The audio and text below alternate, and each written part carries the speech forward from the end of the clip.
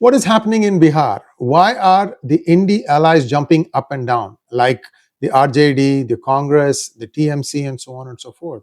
What is so objectionable about special intensive revision of electoral rolls? Well, it turns out that there has been a fair amount of what I would call as hanky-panky in the electoral rolls of Bihar, and the Election Commission decided that they will need to do an intensive revision of the rolls. I'm going to talk to you about the whole process, how many people are actually being asked to resubmit, but there is a history to this, viewers. This is not something that's new. As you see the cutoff dates, it becomes obvious as to when Congress started cheating. They would start bringing refugees from Bangladesh first and now Rohingyas and resettle them at places where they lost by narrow margins. Now, 2015 or 2016 was the first time I think we wrote about it. Professor Hari Om of University of Jammu, he wrote about it, and he talked about how many which were supposed to be safe Hindu seats actually ended up being very close contests in the elections that took place in 2014 between November 25th and December 20th. That's when PDP came to power. The J&K assembly was 6 years, which meant that they were going to be having elections again in 2020. Now you understand why the 370 was abrogated in 2019 on August 5th. In fact, watch that movie, Article 370. There is many other sneaky things that this national conference and these Kashmiri politicians tried to do, and that was also brought out in the open. They hate us because their clever fraud has been caught, but the thing is, they are also part of us. The sooner they realize that, the better it is for everyone around. But we can only try. So let's get back. Then what happened? You started noticing that many a contest became very, very close. The Jammu region was one place, and then many other places started seeing this. Delhi, for example. Delhi also has the same problem. So what is being done in Bihar is not new. It has been done many times, and I'm going to give you the number of times it has been done. So please don't think that this is a way that BJP is trying to keep out some section of the voters. In fact, they are jumping up and down India saying that many SC, ST, OBCs and minorities are being kept out. All that is bunkum. As you go through this thing, this is fully under the constitution. And like I said, it's been done many times. We're going to take a quick look at a slide deck that explains to you this whole process and why it is completely constitutional. It has been done in the past, and the reason these people are screaming bloody murder is because they know that all their shenanigans, and this was started as far back in 1987. That also I'll show you the data. So a lot of stuff, these things you need to really absorb, because this could be happening in Assam, in West Bengal, in Tamil Nadu, Kerala, all the states that will be going to elections in 2026. So all the states that are going to go to elections in 2026. So why is INDI in panic? Well, to begin with, the ECI, that is Election Commission of India, launched a special intensive revision requiring all voters to submit forms and post 2003 entrants to provide citizenship proof. That means if you became a voter after 2003, you need to show proof of citizenship. So the SIR is a comprehensive house-to-house verification process to update and verify electoral rolls. The process is legally backed by Section 21, Bracket 3 of the Representation of the People's Act 1950 and Article 324, Bracket 1, Bracket close of the Constitution. Its objective is to remove ineligible or duplicate voters, including illegal immigrants, and ensure only genuine Indian citizens aged 18 plus are included in the electoral rolls. Viewers, I don't know if you remember, after that Jammu article, we did a few other things. For example, many voters were registered both in Delhi as well as in the native place, which could have been in Uttar Pradesh or Bihar, and they were hoping that the two electoral data will not be in a single place, so they can get away by voting twice. This has been a very common problem that also gets fixed here, and I'll tell you moving forward how this is going to be tightened considerably. Okay, what was the necessity for having SIR this time in Bihar? Because it happened because of large-scale additions and deletions over the past two decades. So 2003 is sort of where they realized that this has become a big menace. 1987 is used as a cutoff date for some things. I'll tell you why. Increased, so well, that's one reason. Increased urbanization and migration have resulted in multiple voter registrations by the same individual. It doesn't help that India conducts its elections over a period of time.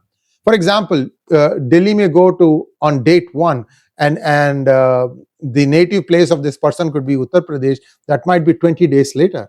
So as soon as the person casts the vote in Delhi, there is a way to get rid of the ink, and they are ready to go back and vote from their native place again. So two votes. This has been very common. And this is one of the reasons why SIR is a must. And I told you that when Annamalai lost by a fair amount of margin in Coimbatore, and he said that many of the people's names went missing, SIR would have fixed that one too. So the thing is Tamil Nadu going to do it? I have a feeling yes, because I had made a lot of noise on this. Somebody in PMO was probably listening, and they figured it's high time we did this so that only the genuine voter gets to vote. This could be also because of increased urbanization and people are migrating from one place to another. Plus, COVID happened. So a lot of things are there. A lot of factors have been weighed in. That's why this SIR is done. The illegal immigrants, the rise of those, especially in border states such as Bihar, is another reason. And this is not something that is only to one set of voters. It's applicable to all voters, and this is post 2003 registrants. If you registered to vote after 2003, that's where the checks are being done. And I'll tell you how many are being done and how many have already been validated. The mandatory submission of enumeration forms and proof of birth citizenship is needed in order for you to get a voter card this time around for the Bihar polls. Okay, what are the numbers? The total voters in Bihar is 7.9 crores or 79 million. Of this, 4.96 crore voters listed since 2003 must submit an enumeration form, almost 5 crores. The remaining 2.93 crores must submit document proving eligibility. So anybody who did it after 2003 has a slightly more amount of data to show, a slightly more amount of forms to fill than the one who's there from before that. But also, post 1987, the births must include parental documentation if parents are not listed in the 2003 rolls. See, they are trying to make sure that things don't slip through the cracks. So looks like the whole thing started in 1987, post 1987, and it has gone on since then. And remember that Aadhaar is not accepted as proof of citizenship because Aadhaar is given to anybody who's in India, and it doesn't require any proof of citizenship before they give you the Aadhaar card.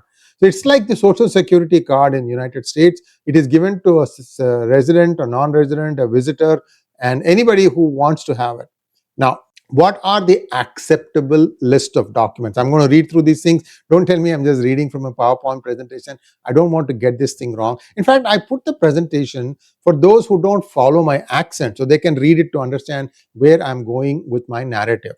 Any identity card, pension payment order issued to a regular employee / pensioner of any central or state government or a public sector undertaking. So these are all okay. Any identity card, certificate, document issued in India by the government / local authorities / banks, post office, LIC, PSUs prior to July 1, 1987. The government has clearly figured out that hanky-panky started happening after this date. Clearly, they have some proof why this happened. Remember, during this Operation Sindoor, a lot of people were rounded up, and even from before that, a lot of people have been issuing fake Aadhaar cards, especially this was going on in West Bengal, have been busted. The whole gang has been broken up, but we don't know if there are if there are other gangs like this also around. So that is the other concern here. A birth certificate issued by the competent authority. Who is the competent authority? You know who it is. Usually it is the hospital. And then you can also show your passport, or you can your matriculation educational certificate issued by recognized boards and universities. I'm not sure madrasas come in that. Also, a permanent residence certificate issued by the competent state authority. You can also show a forest right certificate, OBC, SC, ST, or any caste certificate issued by the competent authority. There are rules for this as to who can actually issue these certificates.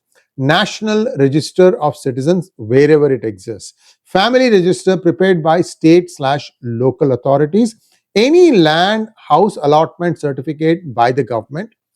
And these are all the ways in which you can show proof that you are a citizen, and there may be some more things you have to show, but clearly there are lots of ways in which you can prove that you are a resident, and you need to actually establish that your parents were resident in Bihar. Now, opposition has slammed the election commission over this because their oxygen is being taken away, and of course they are going to do this thing. These crooks and scoundrels have no other way to win elections except to try and house illegals and in exact places where they can make a difference, and then go and flock them and force them to go and vote, and then somehow manage this whole process in a way that nobody else seems to know. Okay, so Congress and INDI accuse the EC of attempting to disenfranchise 20% of Bihar's population through the SIR process. You can throw any number, right? I mean, it doesn't matter. All these guys want is, if the government does anything, find fault with it, especially in such cases where this is going to work against them. What about the country? God damn it, you want to come and rule? Who's going to give you the vote in Lok Sabha if this is the kind of shenanigans you do? Pawan Khera, the head of Congress's media and publicity, said the EC should follow the constitution. It is following the constitution and be accountable to democracy, not the ruling BJP. So the rascal needs to be shown the constitution under why the SIR is being done. Also, I'm going to show you the number of times this has been done. This is the real loudmouth. Without facts, he'll just shoot through his mouth. But I just want to show that we have done a complete work, okay, and we have got links to back up our research. So don't say that we pulled things from thin air like the way you do. He alleges that over 20 million voters could be excluded due to the SIR process. Is that how many you got in? Taking place just before the assembly elections. Opposition parties met the EC to raise objections to the timing and execution of the SIR. In fact, they moved the Supreme Court. I don't know what happened to that. Like I said, this is a completely constitutional process. The RJD, not to be left behind, accused EC of conspiring to disenfranchise OBCs, Dalits, EBCs, and minorities. TMC called the exercise a backdoor NRC because they know it's coming down the pipeline for them also and for Assam also. Jagdeep Chokar, associated with the Association for Democratic Reforms, has raised concern about a recent policy rollout. He criticized the exclusion of Aadhaar from the process. It was never in the process to be excluded now. Don't bullshit, guys. These people just say something and hope that by saying it loudly, that people are, just because they don't counter them, they think that they can get away with it. Not true.